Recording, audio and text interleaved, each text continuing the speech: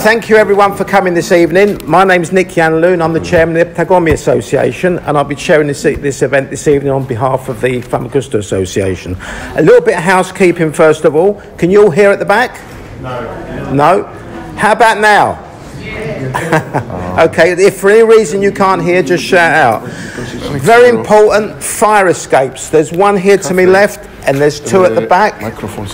That's three. So we're not expecting any dangerous activity tonight, but just in case. I'd like to start this evening by calling on Father Konstantinos, representing Archbishop Nikideas of Theaterion GB, to give his blessing for this evening's event. Ευλογητός ο Θεός ημών πάντοτε εν υγεία ήγης τους αιώνας των αιώνων. Blessed is our God always, both now and ever, and to the ages of ages. Amen. Άγιος ο Θεός, Άγιος ισχυρός, Άγιος αθάνατος, ελέησον ημάς. Holy God, Holy mighty, Holy and immortal, have mercy on us. Άγιος ο Θεός, Άγιος ισχυρός, Άγιος αθάνατος, ελέησον ημάς. Δόξα Πατρί και Υιό και Υιό Πνεύματι και νυν και ήγης τους αιώνας των αμήν. Παναγία Τριάς, ελέησον ημάς. Κύριε ηλάστη της αμαρτίας ημών. Δέσποτας συγχώρησον της ανομίας ημίν.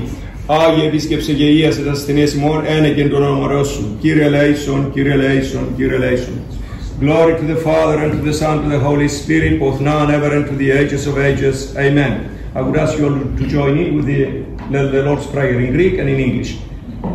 Πάτερ ημών, ο εν της ουρανής, αγιαστήτω το όνομά σου, ελθέτω η βασιλεία σου, γεννηθήτω το θέλημά σου, ως εν ουρανό και επί της γης, των άρτων ημών των επιούσιων δώσιμη σήμερον, και άφεση μην τα οφειλήματα ημών, ως και εμείς αφίεμεν τις οφειλέτες ημών, και μη εις ενέγγις ημάς πειρασμών, αλλά ρίσε ημάς από του πονηρού. And in English, Our Father, who art in heaven, hallowed be thy name. Thy kingdom come, thy will be done on earth as it is in heaven. Give us this day our daily bread, and forgive us our trespasses, as we forgive those who trespass against us.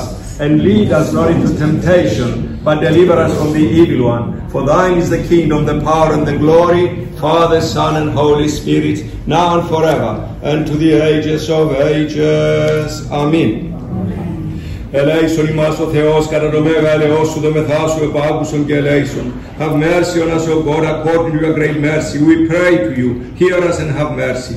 Εδιδόμεθα υπέρ του Πατρός και Αρχιεπισκόπου Νικήτα. Again we pray for our Archbishop Nikitas and all our brethren in Christ. Let us pray for mercy, life, peace, health, salvation, and enlightenment from above for the servants of God here present, the ministers, the ambassadors, the lords, if there are any lords, and all of us. May the Lord give us a little bit of his wisdom, a little bit of his love, and a little bit of his peace. For you are a merciful and loving God, and to you descend all glory, to the Father, and to the Son, and to the Holy Spirit, both now and ever, and to the ages of ages. Amen. Διευχών των Αγίων Πατέρων ημών, Κύριε Ιησού Χριστέ ο Θεός, ελέησον και σώσον ημάς. Through the prayers of our holy fathers and mothers, Lord Jesus Christ our God, have mercy on us and save us. Amen. May I wish you a successful and fruitful evening, and with the enlightenment of God from above. I'd like to invite the Minister of Labour and Social Affairs of the Republic of Cyprus, Mr. Kyriakos Gouchos, who's representing the President of the Republic of Cyprus, Mr. Nikos Anastasiadis, to address the meeting.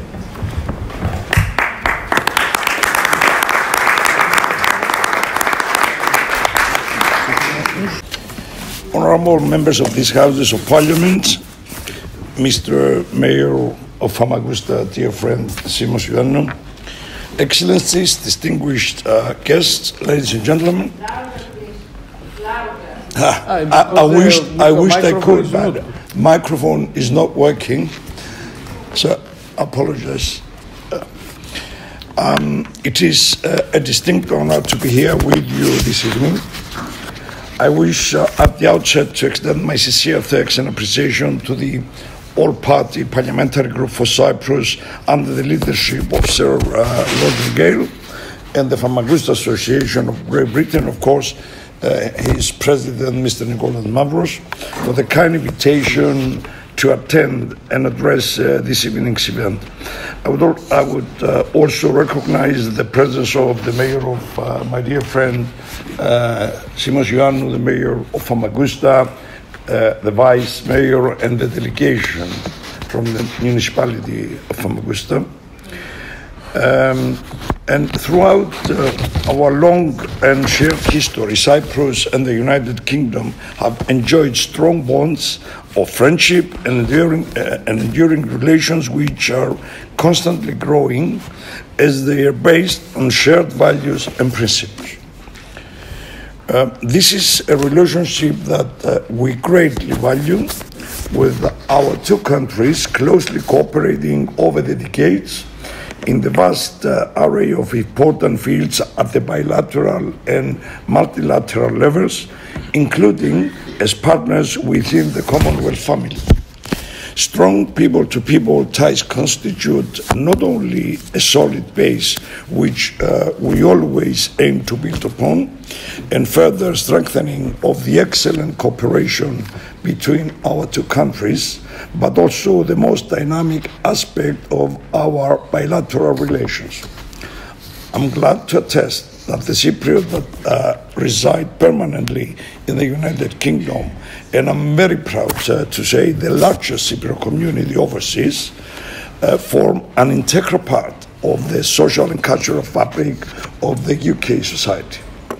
At the same time, British expats that reside in our country are also contributing immensely to the Cypriot society. Ladies and gentlemen, excellencies, at the moment, the collective eyes of the international community are focused on the dramatic events in Ukraine following Russia's illegal invasion, and rightly so, as unfortunately the whole world is witnessing the unfolding of this grave humanitarian, energy and food security crisis.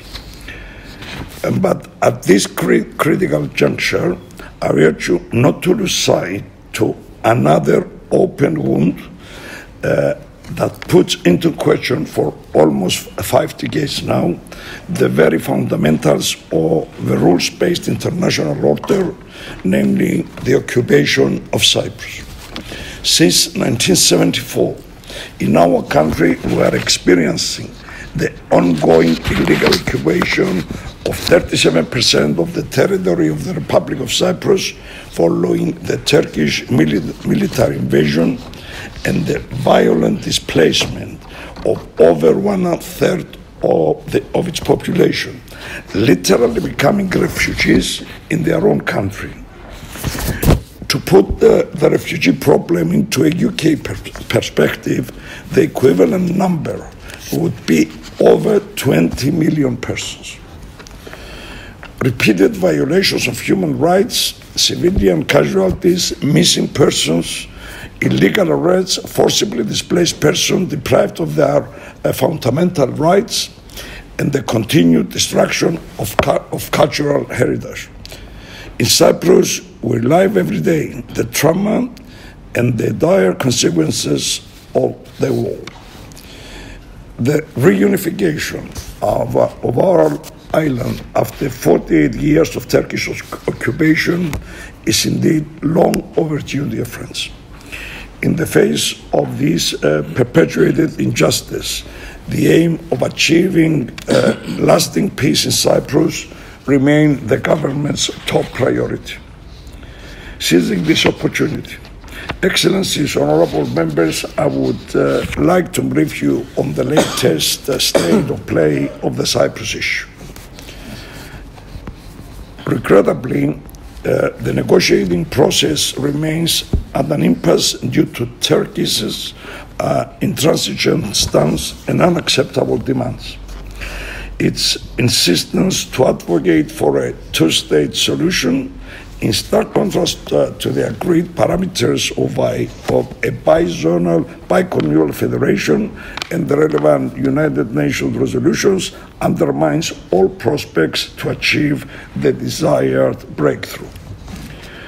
This position is, of course, dismissed by the United Nations and the international community, including, of course, the United Kingdom, as it runs counter to the agreed basis of reaching a settlement within the established UN parameters. Even in the face of continuous threats and adversity, President Anastasiadis remains firmly committed to the peace process under the auspices of the United Nations Good Officers Mission. As such, the President has proposed a number of bold confidence-building measures which are related to the defense of city of Varosha and the port of Famagusta, the operation of the Dimbu airport in the occupied areas, lifting of the Turkish embargo vis-à-vis Cyprus, and the exploitation of hydrocarbons found within the exclusive economic zone of the Republic of Cyprus. We truly believe, dear friends, that this set of win-win confidence-building measures can serve as a catalyst for breaking the current deadlock in the negotiating process and create the necessary conditions for a meaningful dialogue to take place in good faith. Although extremely disappointed, we were not surprised at all that the President proposed confidence-building measures were immediately rejected by Mr. Tatar, the Turkish Cypriot leader, without even being examined or discussed.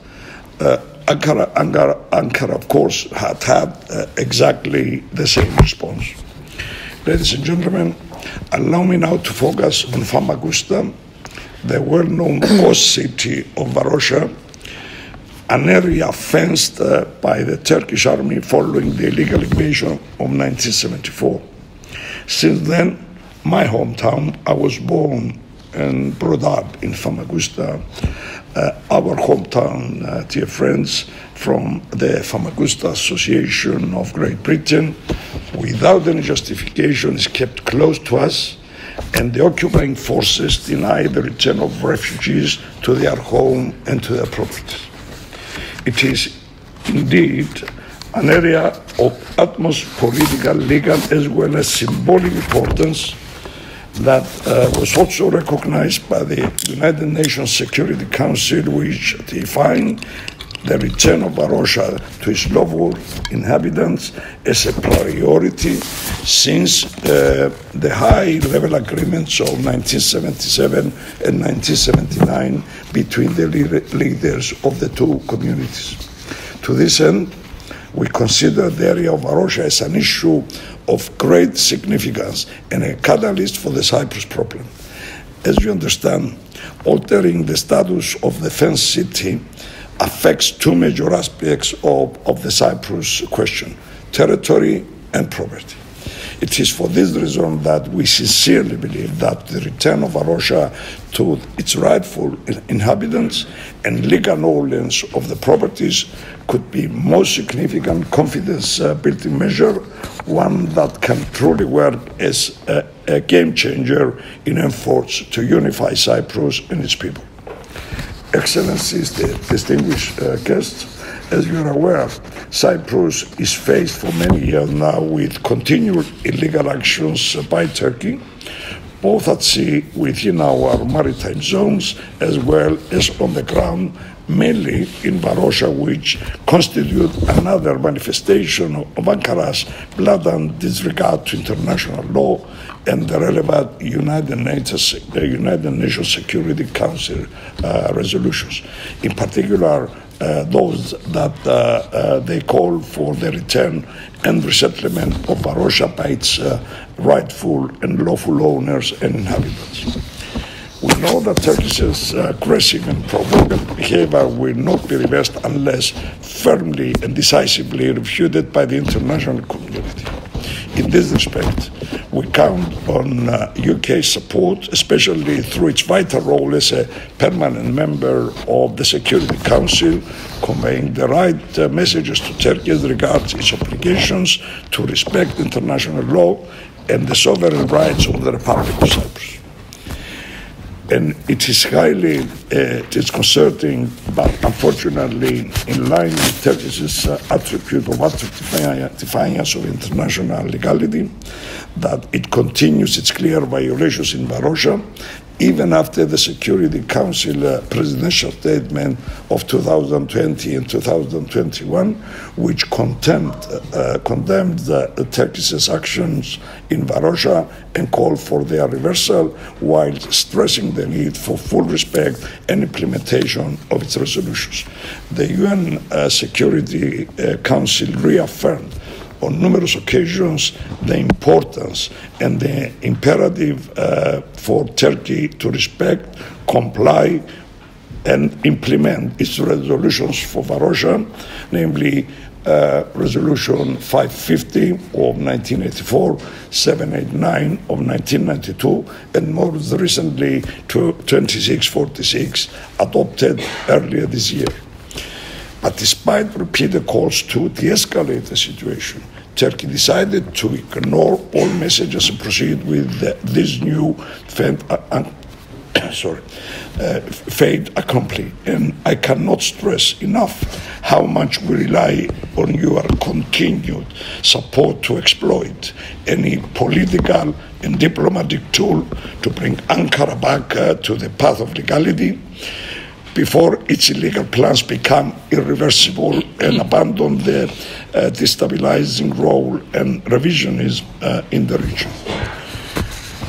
The President and the government of the Republic of Cyprus remain committed to achieving a settlement that will end the ongoing Turkish occupation and the current unacceptable status quo on the island. A settlement that will safeguard the sovereignty, independence, and territorial integrity of the Republic of Cyprus without any third country dependencies, military forces, and the anachronistic system of guarantees. A solution that will address the legitimate concern as well as aspiration of the Cypriots, ensuring the peaceful coexistence of both Greek and Turkish Cypriots. It is obvious that the negative developments on Varosha sabotages our efforts to resume talks. It should also be noted that for negotiations to have realistic prospects for success cannot be conducted under duress. Having said that, honourable members, I wish to convey President Anastasiadis' deepest appreciation to all party parliamentary group for Cyprus for its steadfast support all these years in our efforts to reach a viable and comprehensive settlement of the Cyprus issue based on the bizonal, bicommunal federation with political equality as prescribed by the relevant resolutions of the United Nations. Your country's support remains imperative for us, given its special role as a guarantor power and as a penholder of the related resolutions of the Security Council. Rest assured that the government and the people of the Republic of Cyprus, as well as the large Cypriot community in the United Kingdom, highly values and appreciates this support. Honourable members of the all-party parliamentary group for Cyprus, dear friends from the Famagusta Association of Great Britain, in closing, I would like to yet again sincerely thank you for your kind invitation to be with you this evening and to warmly wish you every success in all your future endeavors. Thank you for your attention and apologies for my voice.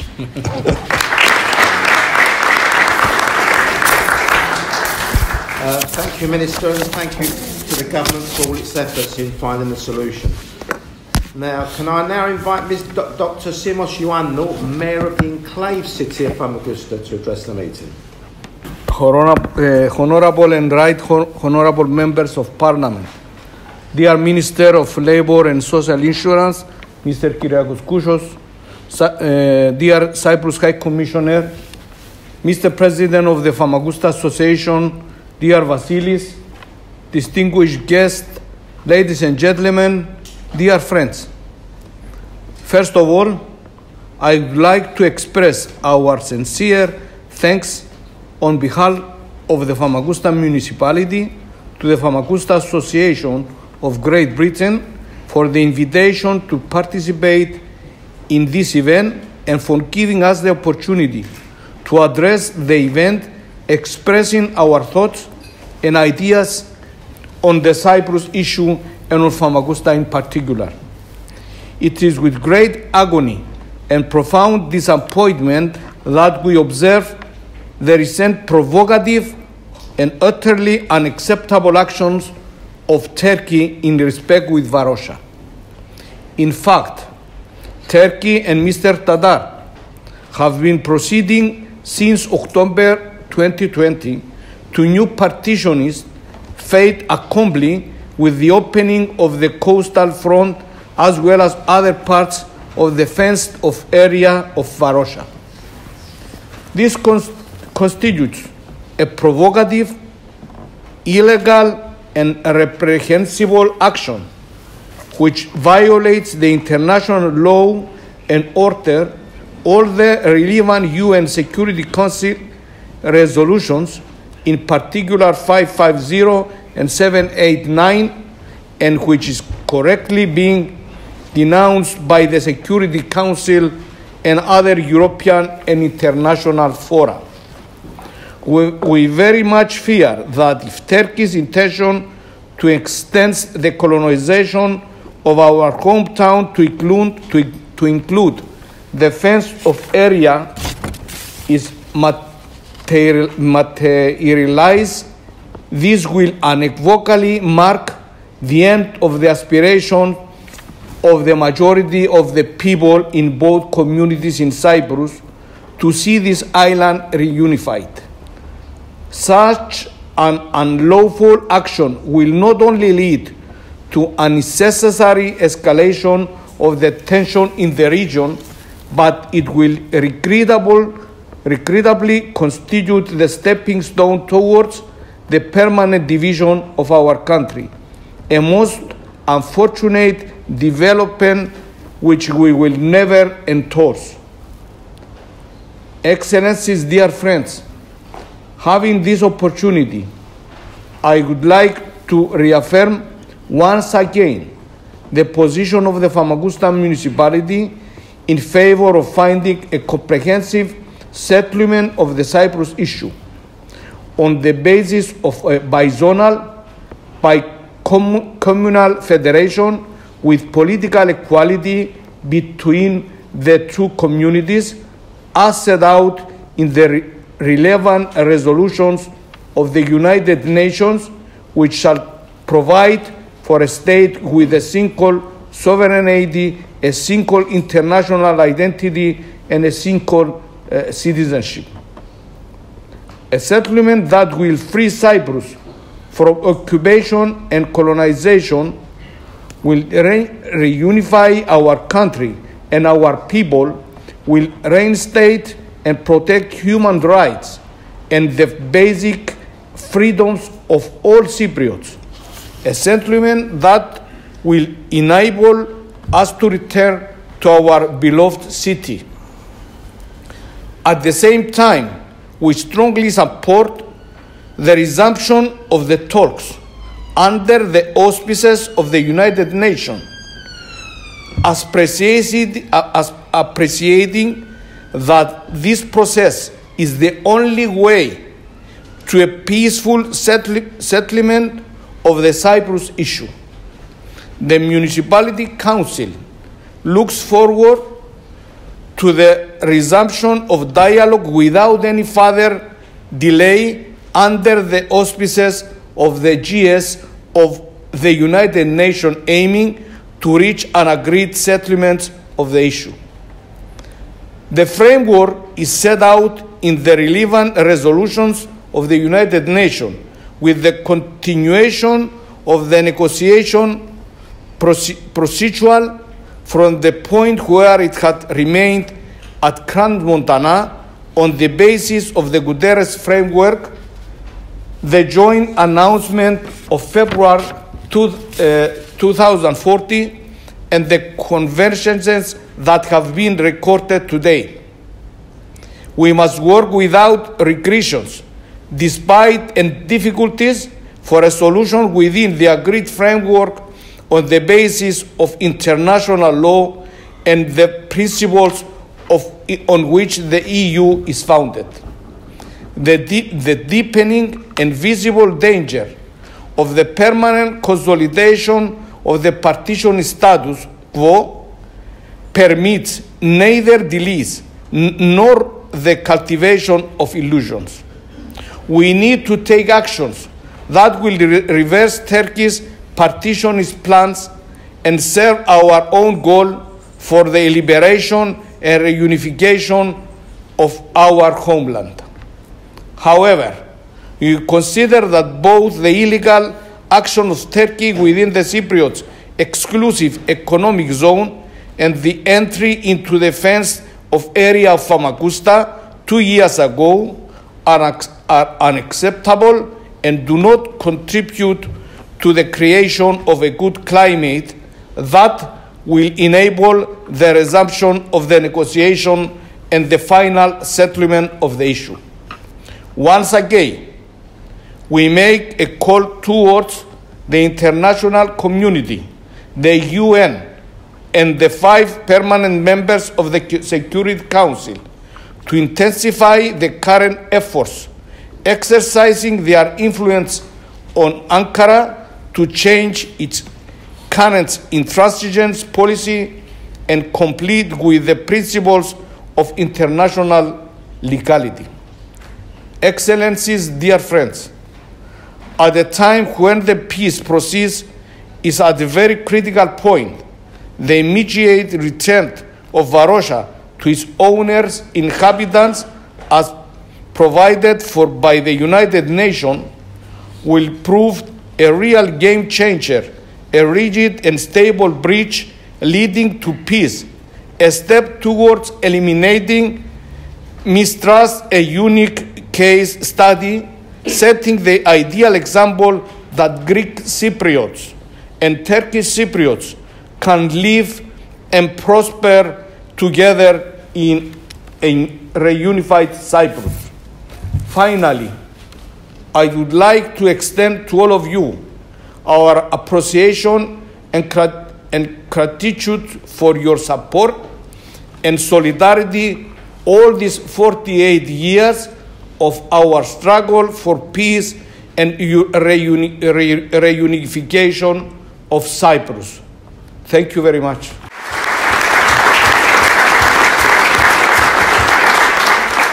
The Famagusta to return to their homes.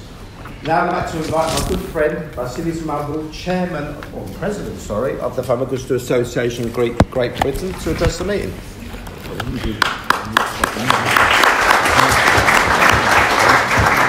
Πανιερότατε Πάτερ Κωνσταντίνο, Your Excellencies Minister of Labour and Social Insurance of Cyprus, Kyriakos Kouchos, Cyprus Ambassador to the UK, Andreas Kakouris, Mr. Mayor of the occupied city of Famagusta, Dr. Simos Ioannou, and representatives of the Famagusta municipality, Deputy Mayor Chrysanthos Zanetou and Dinos Toumazou, Distinguished Chair of the APPG for Cyprus, Sir Roger Gale, Your Excellencies, Ambassadors and representatives of embassies, Members of Parliament, distinguished guests. On behalf of my committee, Famagusta Association, I would like to welcome you all to our event today, celebrating the Independence Day of Cyprus and the case for Famagusta. The month of October is dedicated to celebrating Cyprus' independence. An independence, however, that did not fulfill the wishes of the Cypriot people. Cyprus became an independent sovereign state from the English rule in 1960 due to serious pressure resulting mainly from an armed struggle taken up by the Greek population of the island, who demanded independence and union with Greece, Enosis. A serious problem, however, appeared to be on the way. It was Turkey's ambitions to partition Cyprus and take control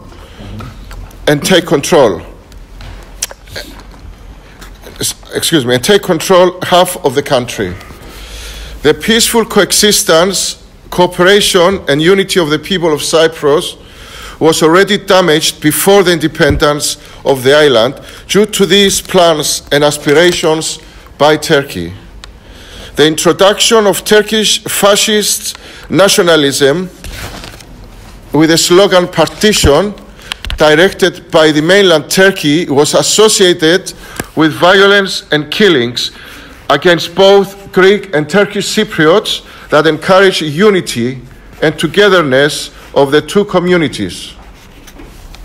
This was met with similar aggression and violence by Greek Cypriot nationalists who at the same time started the anti-colonial struggle with the aim of union with Greece, Enosis. Unfortunately, the pre-independence intercommunal conflict assisted Turkey to claim its own slice of the cake at the negotiating table. This was proven to be the most dangerous recipe for disaster in the island.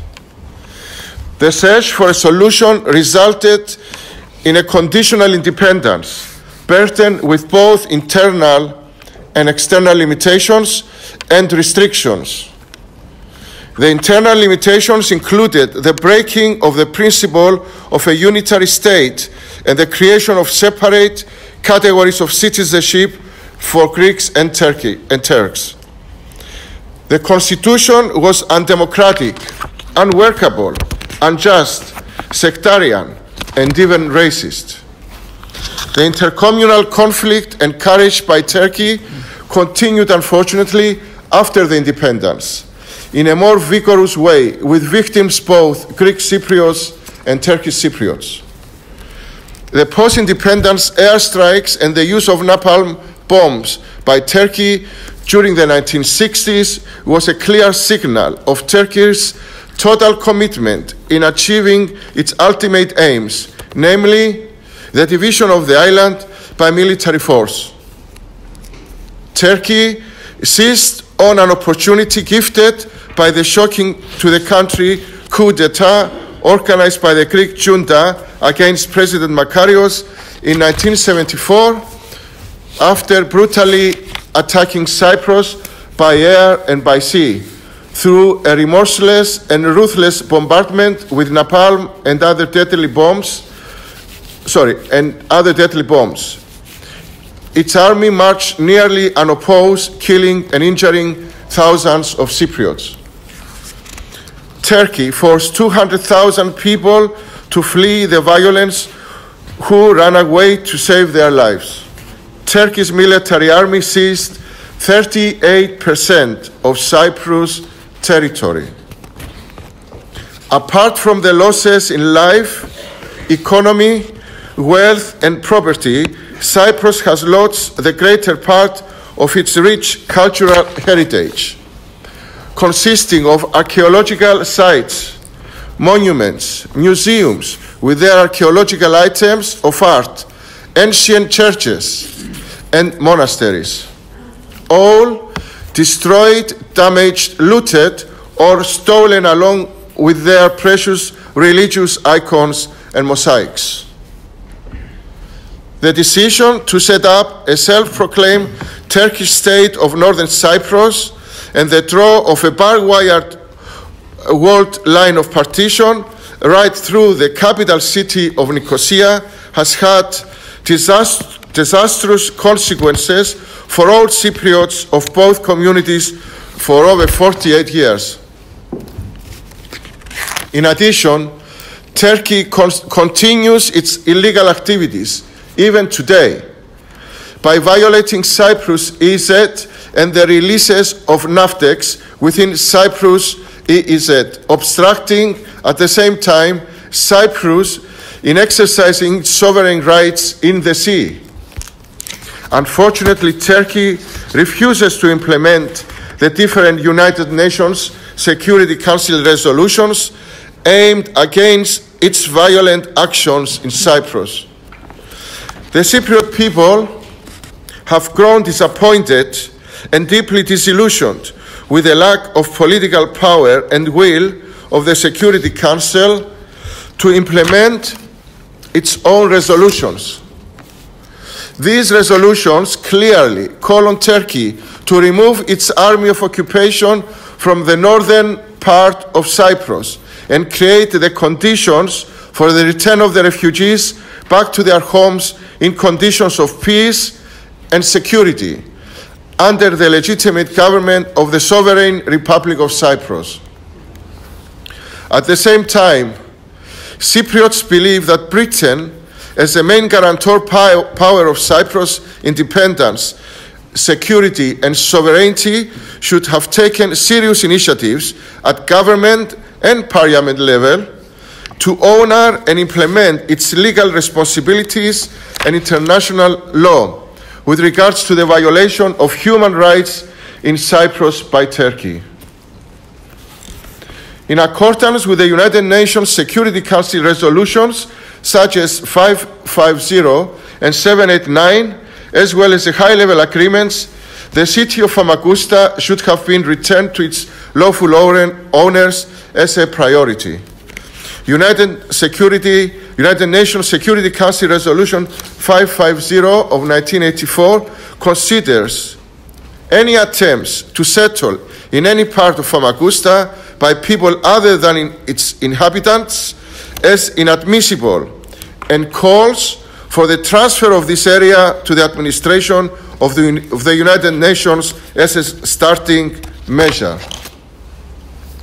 Instead, nearly the whole of Famagusta city has been gradually inhabited by legal settlers from Turkey. A small area of the city, around 18%, continues to be encircled by barbed wire, known as the ghost part of the city, being nothing else but a de facto military security zone, which strictly forbids anyone from entering. In addition, Turkey issued statements that apart from illegally occupying and having illegal settlers in the 82% part of Famagusta city area, that they are planning to inhabit the rest 18% of the city. For this, Turkey started doing illegal rebuilding and repair works in this section of the city. This action is a clear violation of United Nations Security Council resolutions, Britain's own resolution on Famagusta of the 16th of the 11th, 2015, but it also defies the European Parliament written declaration in 2012, which calls on the government of Turkey to act according to United Nations Council resolutions and previous European Parliament Legislative Committee reports and return the Famagusta sealed-off section to its lawful inhabitants.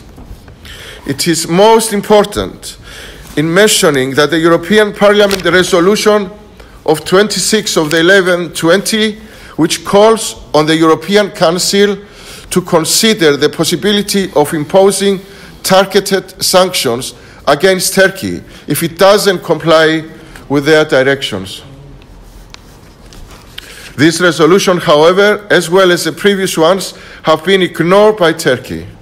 Instead, the Turkish leadership is showing its real ambitions and plans for Cyprus to safeguard and de facto partition of Cyprus through their insistence in negotiating a two-state solution and not the long-agreed United Nations framework solution of a bicommunal, bizonal federation, putting therefore into practice Turkey's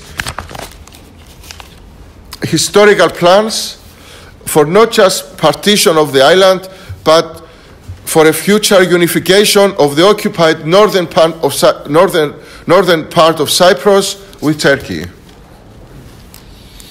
We urge, therefore, the UK government, which is the main guarantor of power of Cyprus' independence, sovereignty and security, to call upon the United Nations to enforce United Nations Security Council Resolution 550, in which the 18% part of Famagusta should be under the United Nations control. Furthermore, to put a real pressure to Turkey that it must immediately stop its provocative and lawless behavior and comply with international law.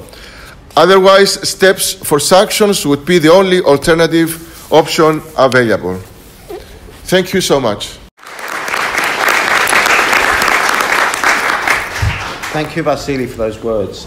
Before we continue, can I just thank Fabian Hamilton and Catherine West, their long-standing supporters of us, for being here this evening. I'd like to begin with Stephen Doughty, who's the Minister for Europe, Shadow Minister for Europe. Now, you're also the MP for Cardiff South. That's correct. I've got a lot of relatives in Cardiff South. Probably in my constituency. Yeah, they probably are. Get to vote for you. Oh, fantastic. Thank you very much. Thank you very much, Archbishop, Minister, Mayor, Deputy Mayor, Councillors, representatives of the Famagusta Association and of the community across the UK. It's a real pleasure to be with you this evening, and thanks particularly to the Famagusta Association of Great Britain for hosting us today. And of course, we're gathering not just to discuss the issues around Famagusta, but of course, as part of that important month, recognising the 62nd anniversary of Cyprus's independence. And I'm sure that's an occasion that we all want to celebrate and welcome and ensure that we are recognising the fantastic relationship that does exist between the UK and Cyprus today. And since being appointed by Keir Starmer as Labour Shadow Minister for Europe, I've been particularly moved by the warmth and resolve of the people of Cyprus. And I want to start by being absolutely clear that Labour and the opposition remain absolutely unwavering in our commitment to Cyprus, its sovereignty, its territorial integrity, and its security. And I've had the pleasure, since I've been a Member of Parliament, to visit Cyprus twice. I recently travelled there with one of my other shadow ministerial colleagues, Fabian Hamilton, who was just mentioned. You actually have 4 of us from the Shadow Foreign Affairs team here today, because we also have Bambos Charalambos, as well as Catherine West and Fabian, as well as many other colleagues from across the houses and across parties. So there are many, many friends of Cyprus in this house, and particularly within my own party. And it was mentioned the community in Cardiff, particularly in my own constituency of Cardiff South. The Greek Orthodox Church is just 5 minutes away from where I live myself, regularly visited there, and also the Greek Cypriot Centre. We also have a Greek Cypriot Labour councillor in my local team. So those connections are very, very deep, they're very, very historic, and they're very, very warmly felt. On my visit earlier this year with Fabian, we were able to meet with representatives from across Cyprus, from government, from civil society, members of the community, and we also were able to meet with the Foreign Minister. We had very, very constructive conversations with him, particularly actually discussing the confidence-building measures that he and the President had set out, and it was very helpful to be informed, but also crucially to actually see with my own eyes the situation on the ground. And of course, as well as visiting the division that still exists so tragically in Nicosia, I was also able to go and see for myself Famagusta, and tragically to see the situation particularly around Varosha. And of course I did not enter. I am very conscious of the UN Security Council resolutions which are being violated, and I was actually deeply shocked. I think when you see something with your own eye, I was shocked and I was saddened, because there is that beautiful, beautiful place, divided, unable for its original inhabitants to return, and yet the active encouragement of people to breach those resolutions on a regular basis, on a daily basis, the active encouragement of people to take tourism trips, people who probably don't even realise what they are doing by entering in there in violation of those agreements, and I think in deep disrespect to the original inhabitants. So to be able to see that for myself has left a lasting impression on me, and it's certainly something that I've taken back to my Labour colleagues. And we heard a lot about the provocations, the recent provocations that there have been, deeply, deeply concerning. So I want to be absolutely clear, as I said at the beginning, that in my party you have a partner and a friend who will do everything in our power to continue to make Cyprus a priority for the international community and resolution of the issues a priority for a future government, which I hope that we will have in due course. We will absolutely work towards a bizonal, bicommunal federation with political equality, with an end to occupation, and particularly one in which Famagusta is restored and returned to its lawful inhabitants under those frameworks provided by the United Nations. And we understand how integral the resolution of that issue is to a wider settlement where we see peace and a resolution of the issue. And we would also work with all parties and all individuals across the island to avoid escalatory actions and instead support the type of confidence-building measures and discussions which I know are being proposed but sadly rejected, and make sure that we find a settlement which is built on a solid foundation of the international legal framework set out by the UN and others. It's been mentioned some of the provocations. I was particularly concerned also to hear about the gas exploration illegally by Turkey in the Eastern Mediterranean, the propositions to reinforce and extend the military presence in the north.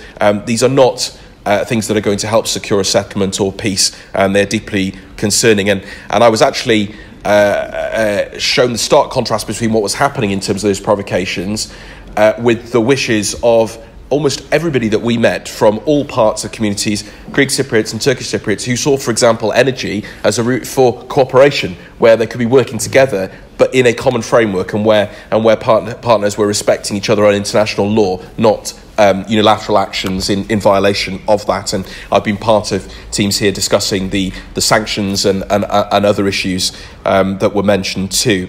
We're absolutely clear about the UN resolutions which relate to Famagusta itself, and of course in relation to the illegal occupation.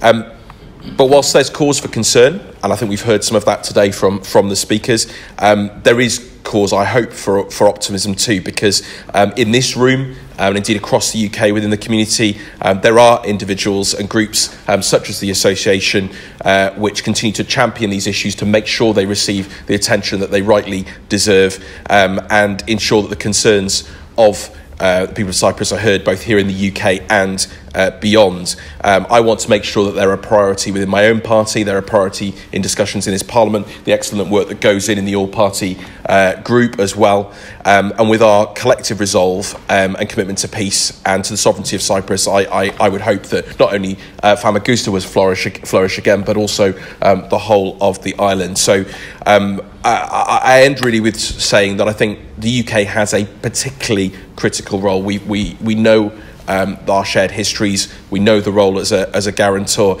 but I think that the UK has a wider commitment, which is one to the rule of law, to the international system, to acting as a force for good in the world, not just in relation to Cyprus, on many other issues. And certainly I would hope that those were the hallmarks of any future government. And we have a particular role to play, of course, within the Commonwealth. And of course, whilst we are no longer in the EU, there are other forums. We've seen the recent discussions around the European political community and others, but it's important that those are used to resolve issues, that they are used to find settlements in line with existing institutions and existing commitments in international law and in the international system. So I want to end really with just saying that this remains a major priority for me. It was one of the reasons why I wanted to go early to Cyprus in my time as a shadow minister. I'm delighted to have the connections both here with the High Commission and with other members of the community, and my door will remain absolutely always open to the concerns of all of you, and I very, very much hope to be able to visit again soon, and that we will see a peaceful resolution to the Cyprus issue, and particularly for the people of Famagusta. Thank you.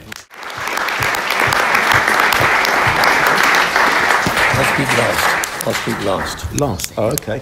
All right. I understand we have Mr. Jeremy Corbyn with us this evening. Would you like to say a few words?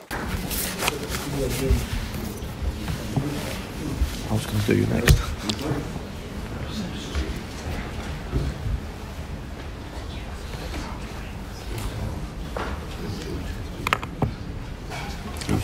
Use the Lazarus brothers, my cousins. Just tell them.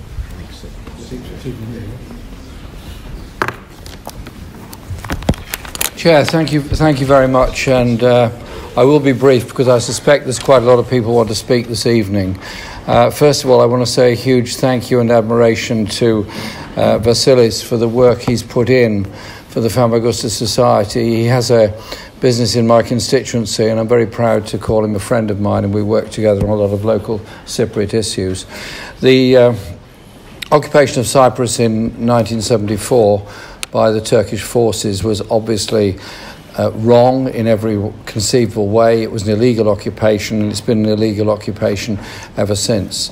The Annan Plan, unfortunately, was not accepted because it was, I believe, incomplete in its proposals. And had it been delayed a bit and a bit more thought gone into some of the details of it, maybe it could have worked and gained support from both sides in order to bring about the reunification of Cyprus, which is what we all want.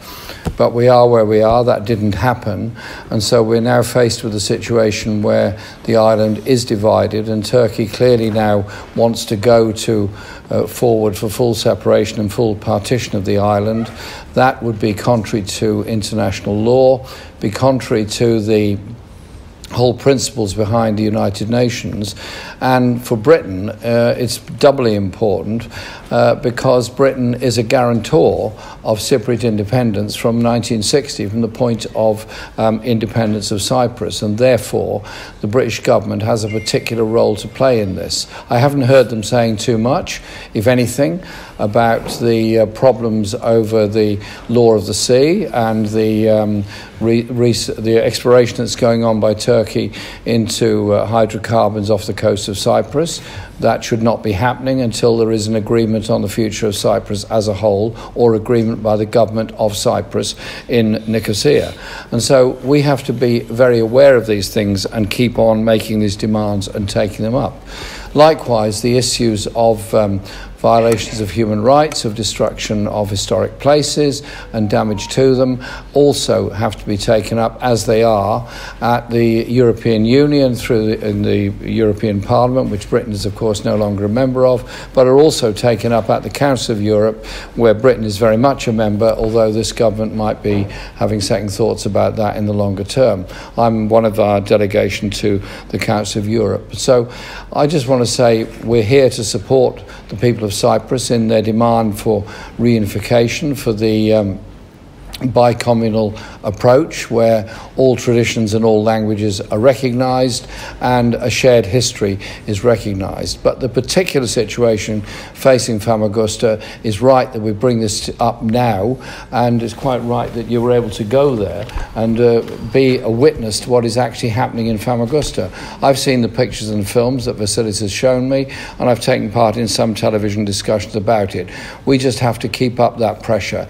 And tonight's meeting, one of many I know, we've met here many, many times, but they just need to remember this. We're not giving up, we're not going away, we're not forgetting. We will be here as long as it takes to bring about a peaceful reunification of the wonderful island of Cyprus. That is why we're here. Thank you very much. Thank you very much, Jeremy. Can I now introduce Gerard Davis from is Labour Swansea West? Yasis. I'm Geraint Davis, and like Jeremy, I'm a member of the Council of Europe, and I put forward, in fact, a motion about Famagusta with the support of Vasilis from the Famagusta resolution, basically saying what we've been saying tonight, that we want a bi-zonal, bi-communal, equal political rights, a single Cyprus working together in harmony, obviously condemning the 1974 invasion, the destruction of cultural heritage, the violence, the missing persons, etc.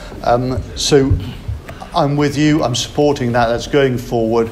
The rapporteur's been appointed and had a visit to Cyprus. I also visited Cyprus and met the mayoress at Famagusta, obviously the Greek one who isn't living there, and looked at the situation, appalling situation that's deteriorating there. All I would say is it is it's a difficult thing to say, but it's very easy for us all here to sit here agreeing with each other how awful it is. What we all want to see is a resolution, and what that really requires is a situation in particular where young Greek Cypriots and young Turkish Cypriots come together and they say they want to live in harmony in the future to provide that unity. Because if it's simply a case of, in particular, mainland Turkey bringing more and more people from Turkey to populate northern Turkey, then going on about gas rights and all the rest of it, and doing more development in Famagusta, we can see that is a consolidation of what we don't want to see, which is the two-state solution. What we want to see is a single-state harmony, and that will require a certain amount of give and take. That will require communities working together, and I hope people who really are focused on getting the solution we want will think about that quite carefully. And I have been working actually with groups of younger people who are both Greek Cypriots and Turkish Cypriots about working together on other issues to try and create these bonds. In Britain, of course, we had the situation with Northern Ireland. Obviously, there's problems with that unravelling because of Brexit. We understand that, and the protocol. But putting that to one side, it's not that dissimilar. There are issues about bringing people together with a common goal, because ultimately we won't all want peace and prosperity and unity. And let's all fight for that. Thank you very much. Right, thank you for coming this evening. Can I now call Bambos Haralambos, our Cypriot MP, to address the meeting?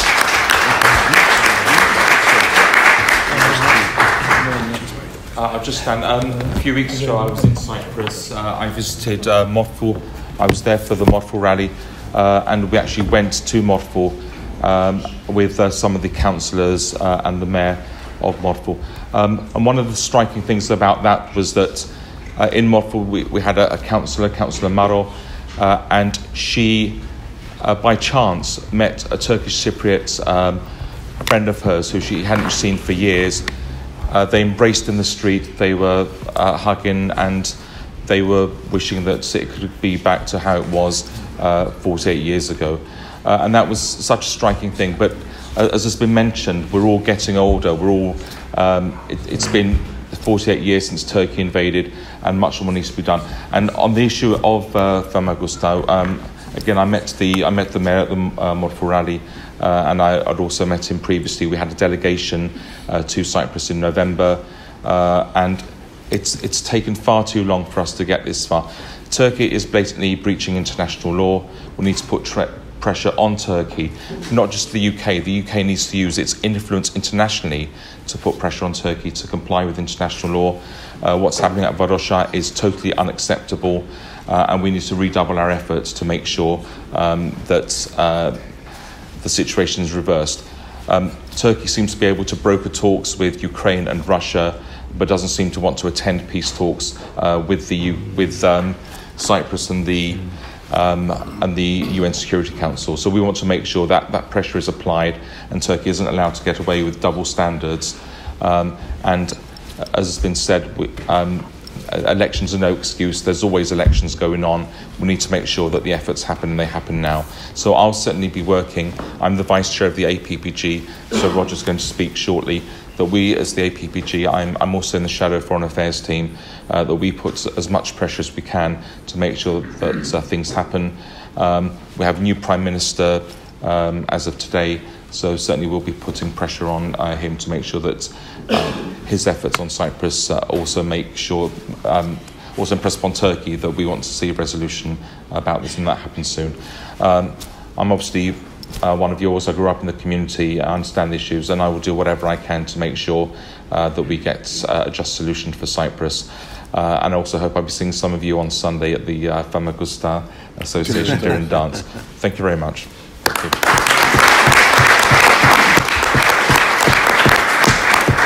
Thank you, Bumble.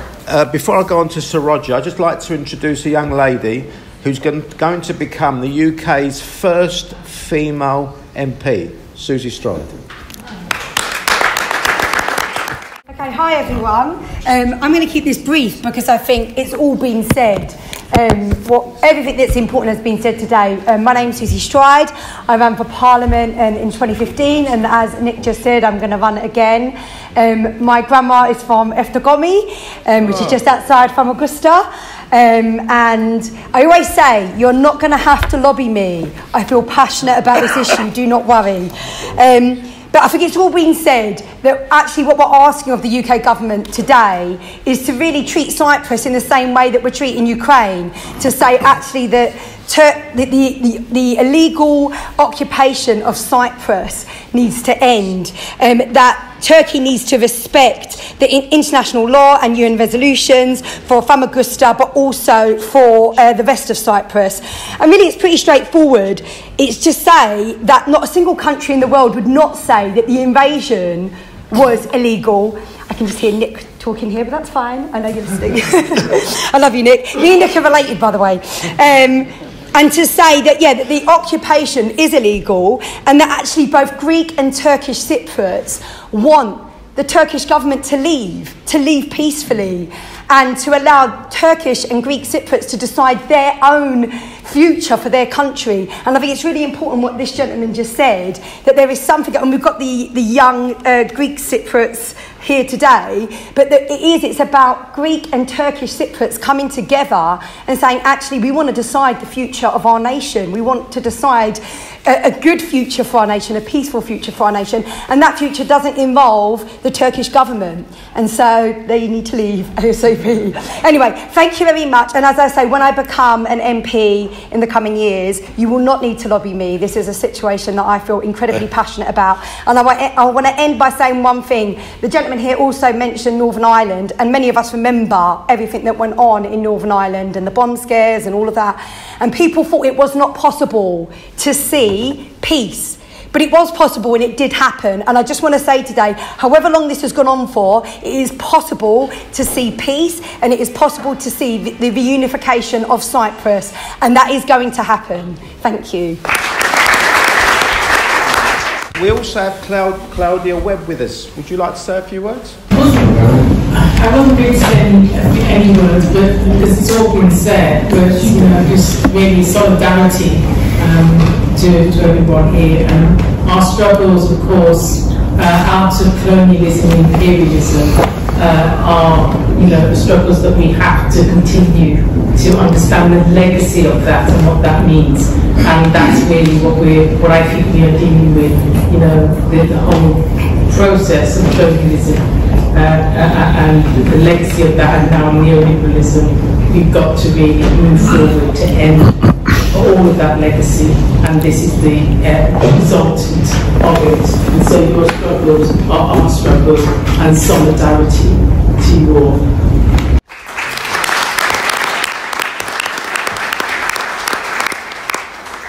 Can I now introduce Roger Gow? It really doesn't need an introduction now. And friends, thank you for joining us this evening. I said that I would speak last because I came in late. I came in late because we were dividing in the House, and we had to do rather a lot of voting. For that, I apologise.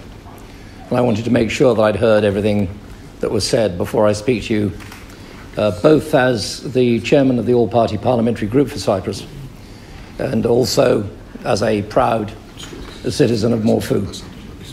And I would be an equally proud citizen of the Republic of Cyprus, as and when that is a united island.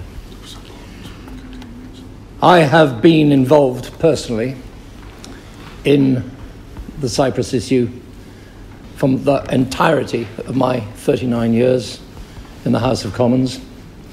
And for all of those 39 years, I've also been a member of the all-party group that I now chair. And it is a huge sadness to me to have to recognise that you actually now have to be over 50, which means there are some young people in this room, including the aspirant Member of Parliament, who've never known anything other than a divided island.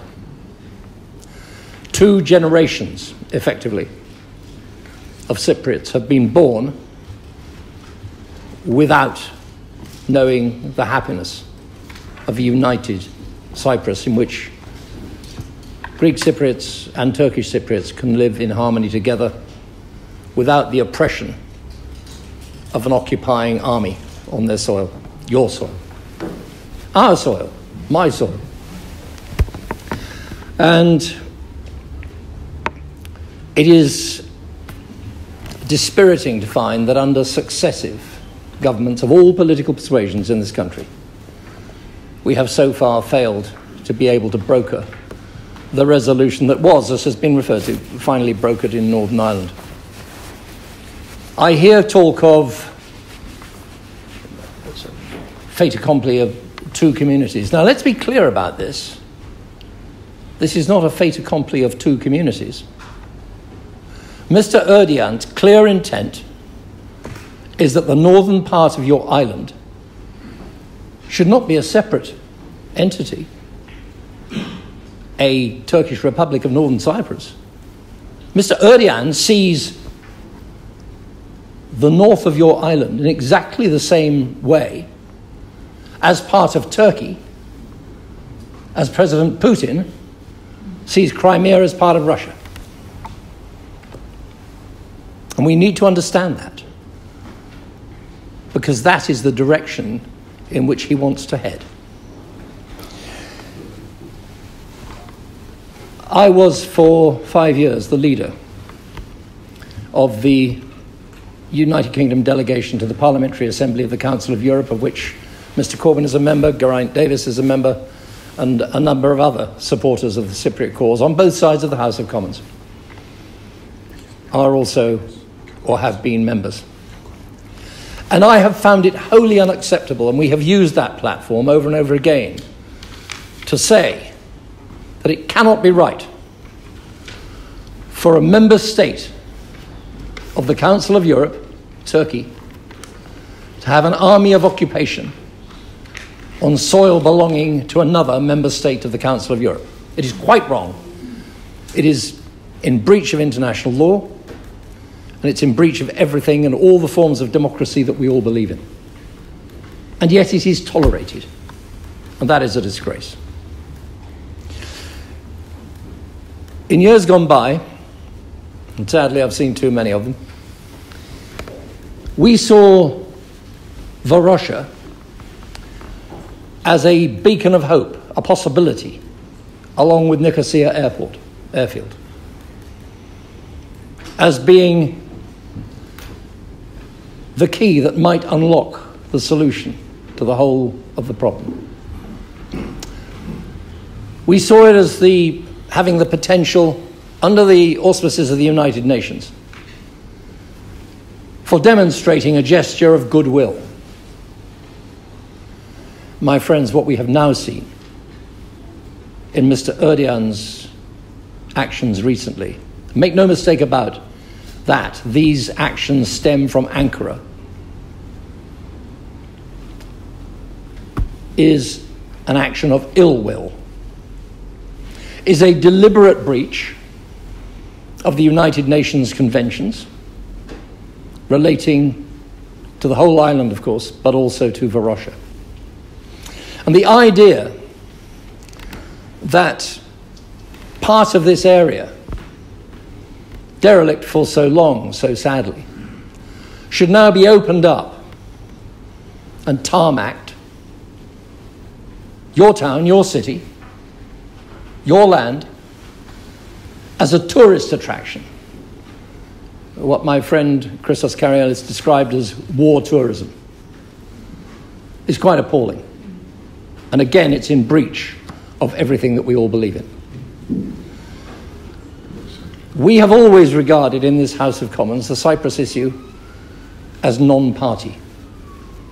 And under successive chairmanships, of which I'm now the current one, of both major political parties, we have never played party politics with your island, because we believe passionately that this should be a non-partisan issue that we in this House of Commons can unite over to work towards a peaceful resolution. But, and it's a very big but, point was made to me earlier tonight. I know it well enough, but it's well to focus on it. 2 generations of people have been born since the invasion. That means that the overwhelming majority of the original residents of Famagusta and the original residents of Varosha are no longer with us. So the torch has been passed down now to those of you who are younger. And what I want to say to you all is this: we will keep that flame burning. You will help us keep that flame burning, because we cannot see another generation of Greek and Turkish Cypriots born without a resolution to this problem. Together we will do this, and we will be with you for as long as it takes. Thank you.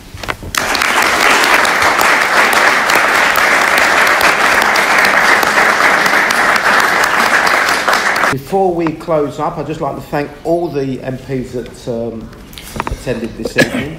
Also, we have a number of representatives from embassies and countries around the world. We'd like to thank you all for attending this evening, and especially the press who always support us. So thank you very much.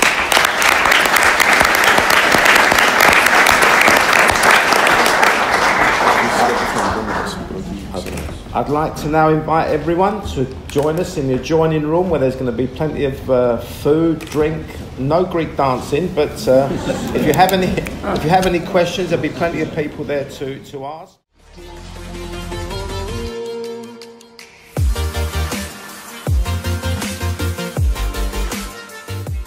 Δύο λόγια για τις πρωτοβουλίες της ελληνικής παροικίας του Λονδίνου, όπως αυτή η συνάντηση, πόσο σημαντικές είναι για την προώθηση του κυπριακού ζητήματος. Να συγχαρώ τις οργανώσεις των Κυπρίων και των Ελλήνων στο Λονδίνο για τη διοργάνωση εκδηλώσεων σαν αυτή. Να συγχαρώ ιδιαίτερα τον Σύνδεσμο Αμμοχωστιανών του Ηνωμένου Βασιλείου για τη διοργάνωση αυτής της εκδήλωσης. Είναι ενέργειες και πρωτοβουλίες οι οποίες βοηθούν όσο κανένας δεν μπορεί να φανταστεί την προσπάθειά μας για διαφώτιση στο εξωτερικό, αλλά και για την ενημέρωση των φίλων της Κύπρου για να συνεχίσουν να μας βοηθούν για την επίτευξη μιας δίκαιης και βιώσιμης λύσης στο κυπριακό πρόβλημα. Και επί τη ευκαιρία να ευχαριστήσω και τα μέλη του Αγγλικού Κοινοβουλίου που ανήκουν στην ομάδα φίλων της Κύπρου. Είναι λοιπόν με ιδιαίτερη χαρά που παρευρέθηκα και είναι πραγματικά μεγάλη μου η τιμή που μπόρεσα να απευθυνθώ τόσο στους συμπατριώτες μου όσο και στα μέλη του Κοινοβουλίου. Ακούσαμε από τους βουλευτές, καταρχάς τους Άγγλους βουλευτές, πάρα πολύ θερμά λόγια για την Κύπρο, και ακούσαμε να γίνεται και ιδιαίτερη αναφορά στη σχέση που μπορεί να έχει η πρόσφατη εισβολή της Ρωσίας στην Ουκρανία με το κυπριακό ζήτημα.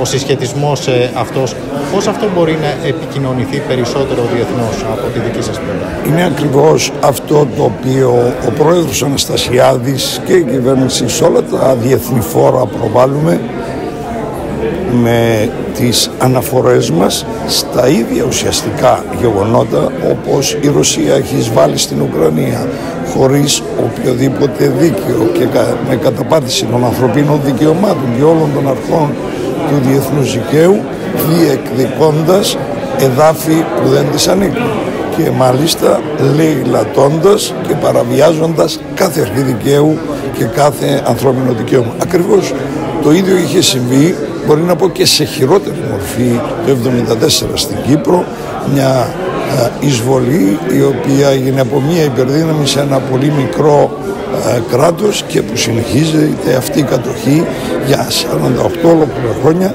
έχοντας αλλάξει την πληθυσμιακή αναλογία, έχοντας καταστρέψει τον πολιτισμό μας ουσιαστικά στα κατεχόμενα, την ιστορία μας, και που δυστυχώς επιμένουν πλέον ξεκάθαρα στη λύση δύο κρατών, κάτι που δεν είμαστε έτοιμοι να δεχτούμε, και ακόμη χειρότερα είναι οι εξελίξεις που βλέπουμε τόσο στην αποκλειστική μας οικονομική ζώνη, όσο και με το άνοιγμα της περίκλειστης πόλης της Αμμοχώστου, που πρέπει να δηλώσουμε ότι εάν δεν επιστραφεί η Αμμόχωστος στους νόμιμους κατοίκους της, δεν μπορώ να φανταστώ πώς θα υπάρξει λύση στο κυπριακό πρόβλημα.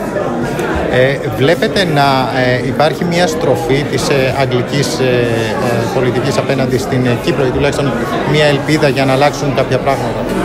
Εκείνο που μπορώ να πω είναι ότι κάνουμε κάθε τι δυνατό για να ενημερώσουμε την αγγλική κυβέρνηση, κάνουμε κάθε τι δυνατό για να ενημερωθεί και ο ίδιος ο αγγλικός λαός. Έχουμε πολύ καλούς πρεσβευτές, εξάλλου την παροικία της Κύπρου στην Ελλάδα, που γνωρίζετε όλοι πώς... Μιλούσα για την Βρετανία, ναι, την πλευρά της Βρετανίας. Ακριβώς, έχουμε πρεσβευτές εδώ στη Βρετανία που ενημερώνουν, αυτό ήθελα να πω.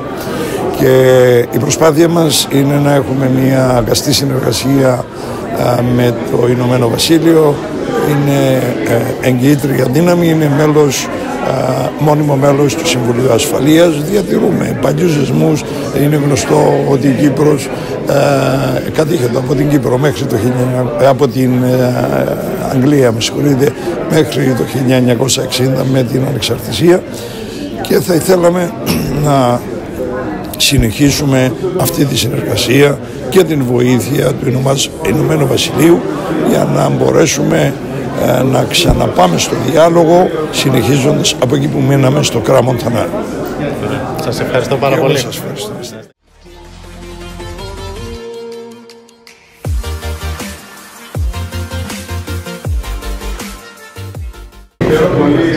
Έχω ακούσει μια πρόσφατη δήλωσή σας, έχω διαβάσει, η οποία λέει ότι αν χαθεί Αμμόχωστος, χάνεται συνολικά η Κύπρος. Το επαναλάβατε και εδώ με άλλο τρόπο, παραφρασμένο. Ναι. Τι ακριβώς εννοείται?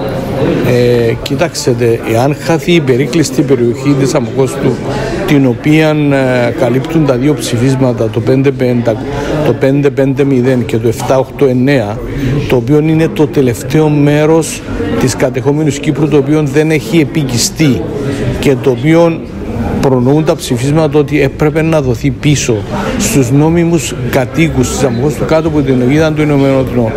Αν παραβιάσουν γι' αυτό το status quo, πλέον δεν υπάρχει θέμα εδαφικού.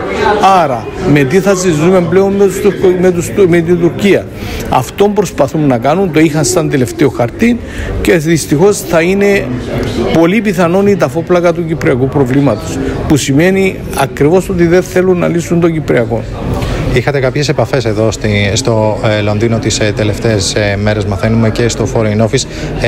Διακρίνεται ότι υπάρχει κάποια αλλαγή στάσης, υπάρχουν κάποια καλά νέα από την πλευρά τη βρετανική πλευρά?